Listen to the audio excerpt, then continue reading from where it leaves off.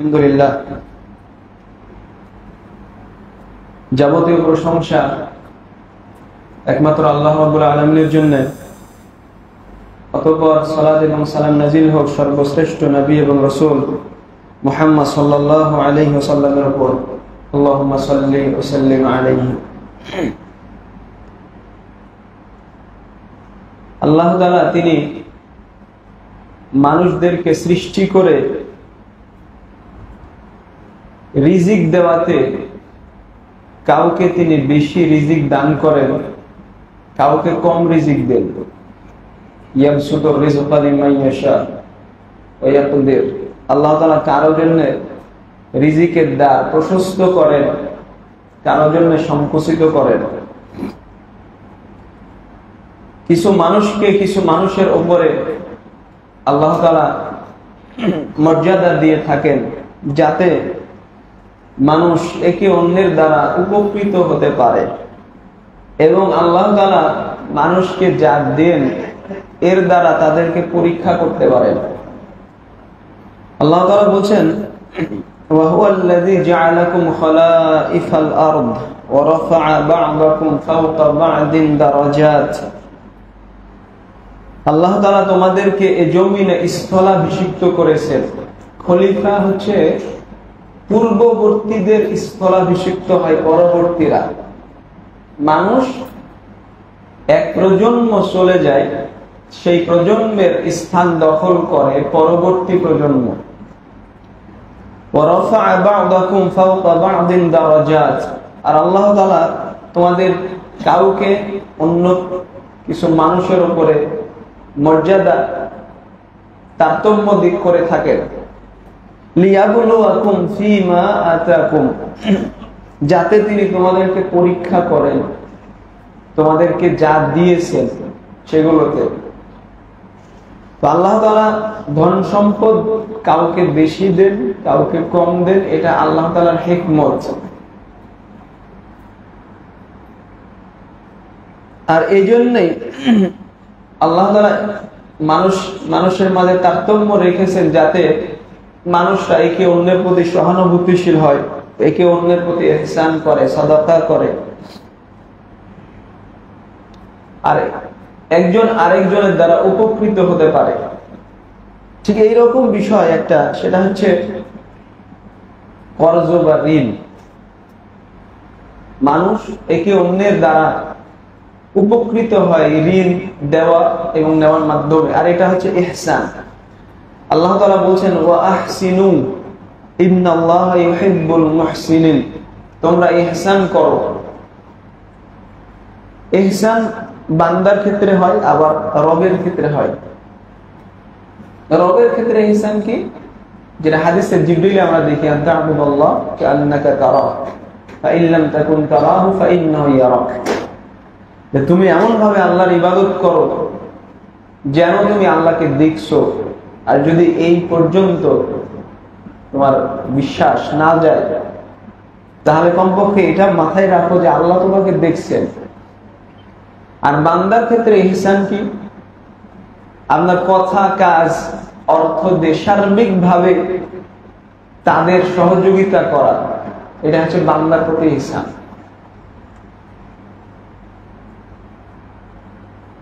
তো ঋণ দেওয়া, এটা হচ্ছে অন্যের প্রতি ইহসান করা একটা দিক, অন্যতম দিক। পবিত্র কোরআনে বিভিন্ন আম দলিলের মাধ্যমে এর প্রতি উৎসাহিত করা হয়েছে। আবার নবী সাল্লাল্লাহু আলাইহি সাল্লামের সুন্নাহ হাদিসে আমরা বেশ কিছু দলিল দেখতে পাই এই বিষয়ে, যেখানে ঋণ দেওয়ার প্রতি উৎসাহিত করা হয়েছে। এটা একটা অন্যতম ভালো কাজ। ইবনে মাজার বর্ণনা এবং মুসনাদ আহমদে ওই বর্ণনা আসছে একটু শব্দের তারতম্য দিয়ে, যে কায়েস ইবনে রুমি রাহিমাহুল্লাহ বলেন যে সুলাইমান ইবনে উজুনান আলকামা রাহিমাহুল্লাহকে 1000 দিরহাম দিয়েছিলেন ঋণ হিসেবে একটা নির্দিষ্ট সময় পর্যন্ত। যখন এই সময় আসলো ঋণ পরিশোধের, তখন তিনি আলকামার কাছে রাহমাহুল্লাহ তার কাছে ঋণ পরিশোধ করার জন্য জোরালো ভাবে বললেন। তো তিনি ঋণ পরিশোধ করলেন, একটু রাগান্বিত হলেন যেহেতু জোরাজোরি করেছেন। তারপরে কয়েক মাস অতিবাহিত হওয়ার পরে তিনি আবার তার কাছে আসলেন, আলকামা রাহিমাহুল্লাহ তার কাছে আসলেন, এসে বললেন আতরিদুনি আলফা দিরহামিন ইলা আতাই, নির্দিষ্ট মেয়াদে আমাকে 1000 দিরহাম কর্জ দিন। তিনি বললেন হ্যাঁ।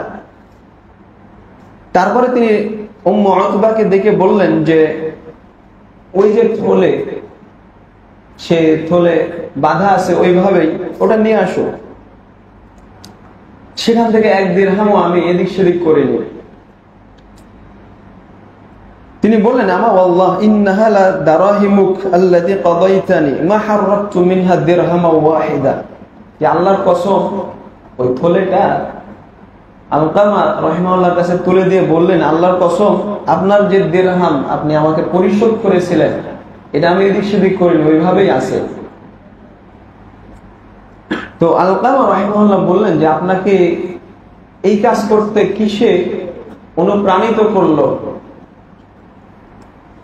তিনি বললেন যে আমি আপনার কাছ থেকে একটা হাদিস শুনেছিলাম, আপনি ইবনে মাসউদ রাদিয়াল্লাহু তাআলা আনহু থেকে হাদিস বর্ণনা করছিলেন, সেই হাদিসের কারণে আমি এই কাজ করেছি। উনি বলছেন সেটা কি হাদিস? তিনি বললেন যে আমি আপনার কাছ থেকে শুনেছি যে আপনি ইবনে মাসউদ রাদিয়াল্লাহু তাআলা আনহুর কাছ থেকে বর্ণনা করেন যে রাসূলুল্লাহ সাল্লাল্লাহু আলাইহি সাল্লাম বলেছেন মা মিন মুসলিমিন ইয়ুকরিদু মুসলিমান কারদান মাররাতাইন ইল্লা কানা কা সাদাকাতিহা মাররাতান, যে কোন মুসলিম ব্যক্তি যদি কোন অপর মুসলিম ব্যক্তিকে 2 বার ঋণ দেয় তাহলে সেই সম্পদ সাদাকা, একবার সাদাকা করার সমান নেকি পাবে। কেউ যদি 2 বার ঋণ দেয় তাহলে একবার সাদাকা করার সমান নেকি পাবে। উনি বললেন হ্যাঁ কাযালিকা আনবাআনি ইবনে মাসউদ, উনি বলেন হ্যাঁ ইবনে মাসউদ রাদিয়াল্লাহু তাআলা আনহু এইভাবে আমার কাছে বর্ণনা করেছে যে কোন ব্যক্তি কাউকে যদি 2 বার ঋণ দেয় তাহলে সেই সম্পদ একবার সাদাকা করার সমান সে নেকি পাবে। ইবনে মাজাহ রাহিমাহুল্লাহ হাদিস বর্ণনা করেছেন। শাইখ আলবানী রাহিমাহুল্লাহ বলছেন যে নবী সাল্লাল্লাহু আলাইহি সাল্লামের কথা যতটুকু মারফু হিসেবে এটা সহিহ, বাকি অংশ বাদে। তো এখানে এক মুসলিম আরেক মুসলিমকে ঋণ দিবে, কর্জ দিবে, এর ফজিলত স্পষ্ট ভাবে বোঝা যায়। সহিহ মুসলিমের হাদিস, আম হাদিস, রাসূলুল্লাহ সাল্লাল্লাহু আলাইহি সাল্লাম বলছেন মান নাফাসা আন মুসলিমিন কুরবাতাম মিন কুরাবিদ দুনিয়া নাফাসাল্লাহু আনহু কুরবাতাম মিন কুরাবি ইয়াউমিল কিয়ামাহ। সুবহানাল্লাহ। কোন মুসলিম ব্যক্তি, কোন মুসলিমের যদি দুনিয়াতে কোন সংকট দূর করে দেয়, আল্লাহ তাআলা তার কিয়ামতের দিন একটা সংকট দূর করে দিবেন। ওয়া ইয়াসসারা আলা মু'সিরিন ফিদ দুনিয়া ইয়াসসারাল্লাহু আলাইহি ফিদ দুনিয়া ওয়াল আখিরাহ। কোন ব্যক্তি যদি কারো সংকট, কঠিন অবস্থা এটা সহজ করে দেয়, আল্লাহ তাআলা দুনিয়া এবং আখিরাতে তার সকল কঠিন অবস্থা সহজ করে দিবেন। ওমান সাতারা আলা মুসলিমিন ফিদ দুনিয়া সাতারাল্লাহু আলাইহি ফিদ দুনিয়া ওয়াল আখিরাহ। কোন ব্যক্তি কোন মুসলিমের দোষ ত্রুটি যদি গোপন রাখে, আল্লাহ তাআলা দুনিয়া এবং আখিরাতে তার সকল ত্রুটি গোপন রাখবেন।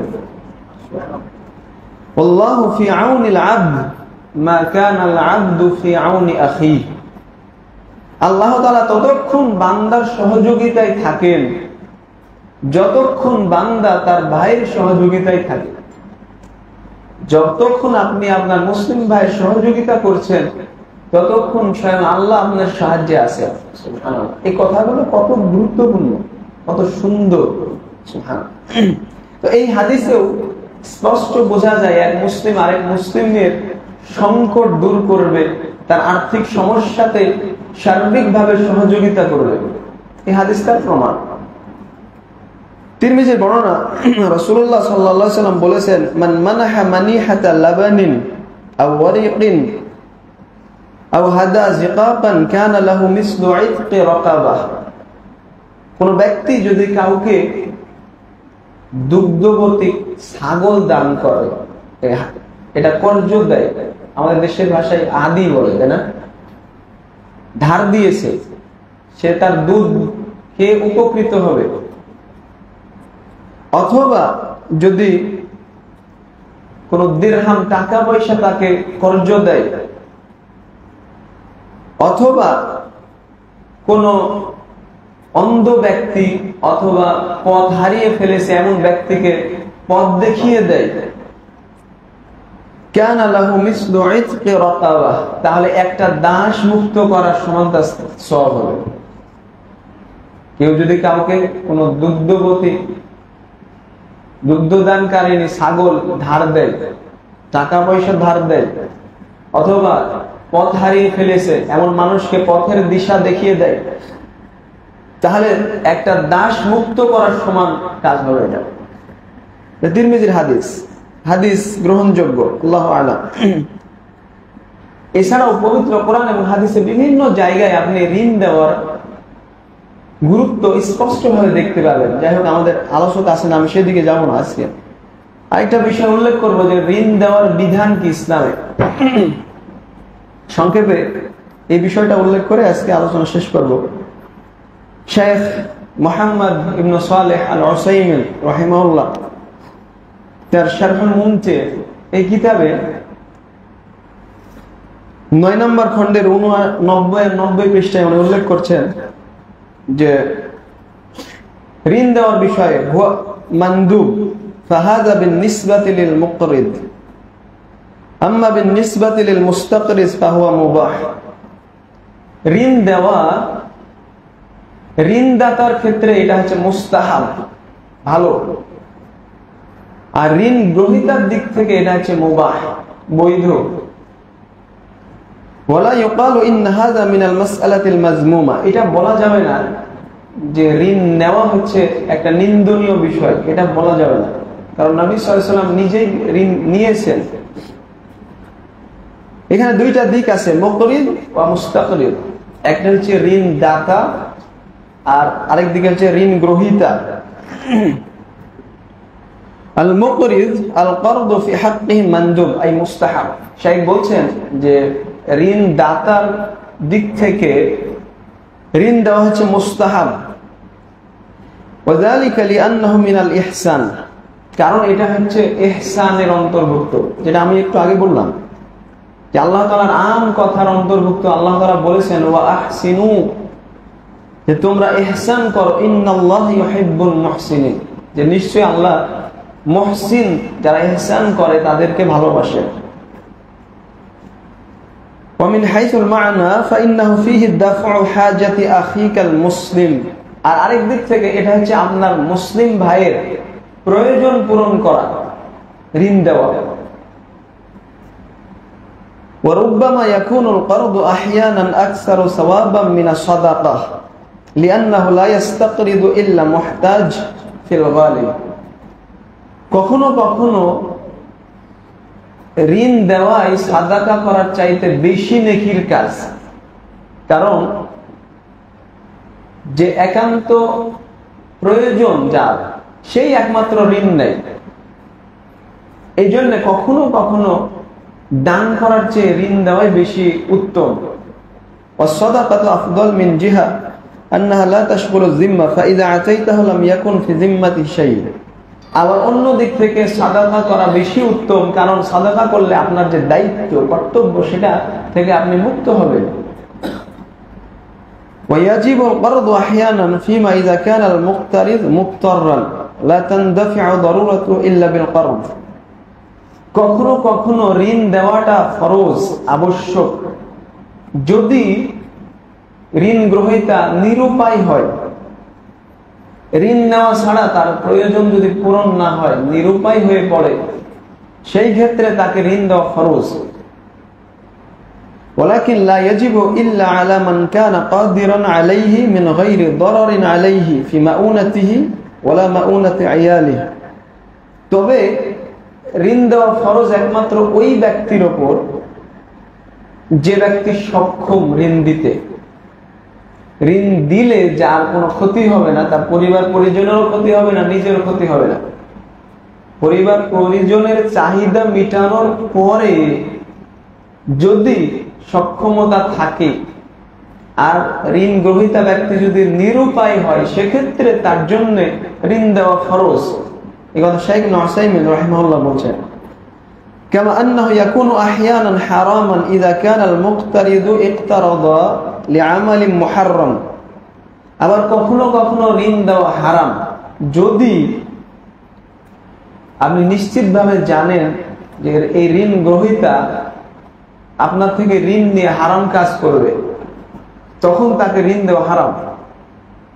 কারণ আল্লাহ তাআলা বলছেন ওয়ালা তাআওয়ানু আলাল ইসমি ওয়াল উদওয়ান, যে তোমরা পাপের কাজ এবং সীমা লঙ্ঘনের কাজে পরস্পর সহযোগিতা করো না। ওয়া আম্মা বিনিসবাতি লিল মুস্তাকরিদ ফাইন্নাহু মুবাহ। আর ঋণ গ্রহীতার ক্ষেত্রে ঋণ নেওয়া হচ্ছে মুবাহ, বৈধ। ওয়ালা ইউকালু ইন্নাহু মিনাল মাসআলাতিল মাযমুমা ওয়া ক্বাদ সাবাতা আনিন নবী সাল্লাল্লাহু আলাইহি ওয়াসাল্লাম আন্নাহু ইস্তাকরাবা। তবে এটা বলা যাবে না যে ঋণ নেওয়া হচ্ছে নিন্দনীয় কাজ, কারণ সহিহ হাদিস দ্বারা প্রমাণিত নবী সাল্লাল্লাহু আলাইহি ওয়াসাল্লাম নিজেই ঋণ নিয়েছেন। তবে এটা মুবাহ, আপনার জরুরি প্রয়োজন ছাড়া আপনি ঋণ নিবেন না। এই বিষয়ে আরেকটু কথা বলে শেষ করব। আলেমগণ ঋণ দেওয়া নেওয়ার ক্ষেত্রে কয়েকটা শর্ত উল্লেখ করেছেন, যে এই ক্ষেত্রে ঋণ দেওয়া আপনার উপর ফরজ হয়ে দাঁড়াবে। 1 নাম্বার, সেটা হচ্ছে ঋণ গ্রহীতা যদি নিরুপায় হয়, যেটা বললাম। 2 নাম্বার, ঋণ নেওয়া ছাড়া অন্য কোনো উপায়ে তার জরুরি প্রয়োজন যদি সে পূরণ করতে না পারে। 3 নাম্বার, ঋণদাতা যদি সামর্থ্যবান হয়, তার পরিবার পরিজনের চাহিদা মেটানোর পরে তার কাছে ঋণ দেওয়ার মতো সম্পদ আছে। আর 4 নাম্বার, আল্লাহ ইয়াকুনা আলাইহি দারার ফি হাযাল কারদ। এই ঋণ দেওয়াতে যেন যে ঋণ দিচ্ছে তার কোনো ক্ষতি না হয়। যেমন মিনাদ দারার আইয়াখশা ضياع القرض عليه بأن يكون المقترض لا يتمكن من سداد القرض। এরকম যদি হয় যে যার কাছে ঋণ দিচ্ছে সে ঋণ পরিশোধ করতে পারবে না, এই আশঙ্কা আছে, তাহলে ঋণদাতা সে ক্ষতিগ্রস্ত হবে, সেক্ষেত্রে ঋণ দেওয়া ফরজ নয়। আবার কেউ স্পষ্টভাবে প্রসিদ্ধ যে তাকে কেউ ধার দিলে সে আর দেয় না, টালবাহানা করে, এটা প্রসিদ্ধ যদি হয়, তখন তাকে ঋণ দেওয়া খরচ নয়। এটা ওলামাগণ এইভাবে উল্লেখ করেছেন, আল্লাহু আ'লাম বিস-সাওয়াব। তো এই শর্তগুলো মেনে নিরুপায় ব্যক্তিকে ঋণ দেওয়া এটা ফরজ। আর এমনি স্বাভাবিকভাবে আসল হচ্ছে ঋণ দেওয়া মুস্তাহাব, আর ঋণ নেওয়া হচ্ছে মুবাহ, এটা বৈধ। কিন্তু এমনি প্রয়োজনে অপ্রয়োজনে ঋণ নেওয়া এটা কখনোই কোনো জ্ঞানী মানুষের কাজ নয়। কারণ এই ঋণের পাপ নিয়ে কেউ যদি মারা যায়, তাহলে ওই বান্দা ক্ষমা না করলে আল্লাহ ক্ষমা করবেন? রাসূলুল্লাহ সাল্লাল্লাহু আলাইহি ওয়াসাল্লাম যার ঋণ থাকতো তার জানাজা পড়তেন না, বলতেন যে তোমরা তোমাদের ভাইয়ের জানাজা পড়ো, বলতেন না? হাদিসে আছে স্পষ্ট, এটা অত্যন্ত গুরুত্বপূর্ণ। তো আলোচনা আর বাড়াচ্ছি না, আমাদের শেখ আছেন, তারা কিছু আলোচনা করুক। আল্লাহ আমাদের সবাইকে এগুলো জেনে আমল করার তৌফিক দান করুন, আল্লাহুম্মা আমিন। আমরা যে একটা মহৎ উদ্দেশ্যে আজকে একত্রিত হয়েছে, আল্লাহ তাআলা এটা যাতে কবুল করুন, আল্লাহুম্মা আমিন। সবকিছুর আগে একটা কথা প্রাসঙ্গিক বলতেই হয় যে আমলের ক্ষেত্রে সবচেয়ে গুরুত্বপূর্ণ হচ্ছে ইখলাস। এটা আমাদের সালাফে সালেহিনের মধ্যে অত্যন্ত ভালোভাবে এটা দেখা যেত। ভালো কাজ যদি ইখলাস না থাকে এটাই গুনার কাজ, শুধু গুনার কাজ নয়, এটা জাহান্নামে যাওয়ার কাজ। তো এখানে এই মহৎ কাজ আমরা চাই একমাত্র আল্লাহকে খুশি করার জন্য কাজটা হোক, দুনিয়াবি কোনো স্বার্থ যাতে না থাকে। আর দুনিয়াবি স্বার্থ যদি থাকে তাহলে সেটা কখনোই আল্লাহ তাআলা সফল করবেন না, আর এই কাজ করে আপনি জাহান্নামে যাবেন। এটা অত্যন্ত গুরুত্বপূর্ণ। আল্লাহ আমাদের সবাইকে বোঝার তৌফিক দান করুন। আল্লাহুম্মা আমিন। আল্লাহুম্মা আসলিহ লানা দীনানা আল্লাযী হুয়া ইসমাতু আমরিনা ওয়া আসলিহ লানা দুনিয়ানা আল্লাতী ফীহা মাআশুনা ওয়া আসলিহ লানা আখিরাতানা আল্লাতী ফীহা মাআদুনা ওয়াজআল হায়াতা জিয়াদাতান লানা ফী কুল্লি খাইর ওয়াল মাউতা রাহাতান লানা মিন কুল্লি শারর।